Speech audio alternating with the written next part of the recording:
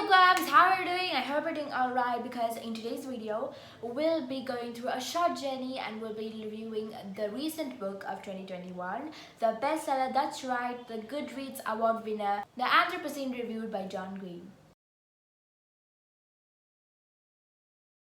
So technically, this book is a basic composition of essays based on the multifarious diversity and cultures, religion, all the technology and all the recent gigs that are going on Earth. So the book basically itself is derived from a podcast. Recently, I was so intrigued by the book because it talked about the miscellany of human evolution and how all these things around us, literally every single part that makes us environment, that makes our environment, and that makes the whole earth. So the term Anthropocene itself is, to be frank, the current geological age that we are living in on this earth right now, that has a dominant influence of the human race. And when I looked up an article, it had various points of view from different parts of the world, from different continents, and from different scientists who determine that these are basically starting from the Industrial Revolution. You know, the incandescent light bulbs that you have, this 17.6 American thingy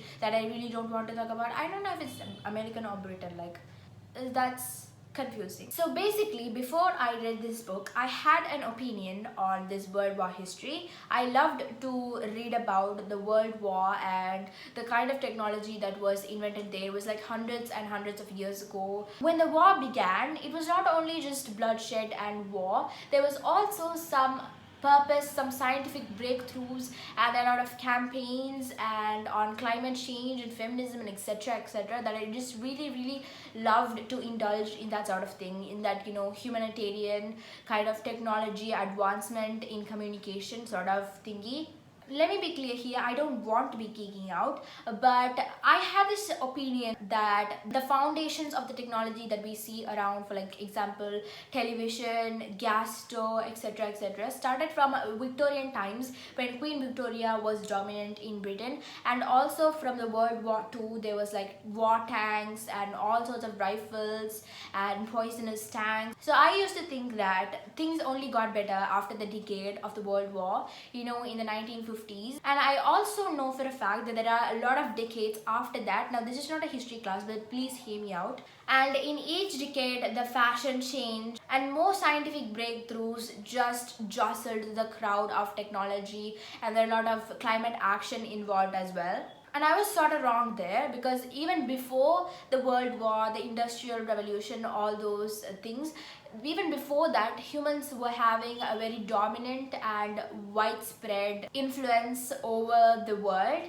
And I think that has made a very huge sea change in all the things that we are experiencing today. And time is passing down, and the inequality and all those unfair things are just going down as well. So my thoughts on this book is going to be very short but sweet, and I really like the writing style of the author as well. Here I've got some proof. This Turtles All the Way Down is a book that I own by the same author, and it's just like you can grab some latte and read this while the whole mood is kind of like aesthetic. I really love how it's kind of like going with the flow, but it's actually a composition of essays.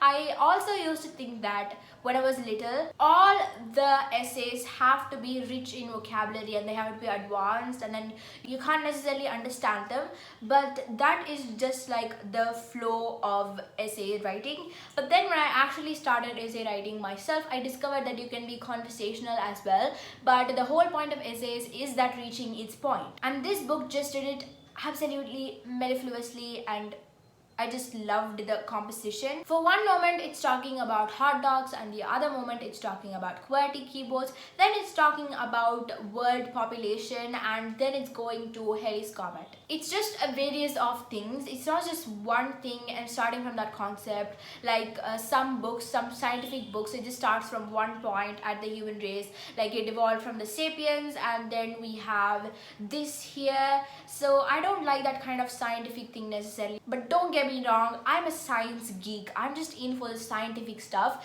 but this one just absolutely was a spectacular piece of work, a spectacular masterpiece.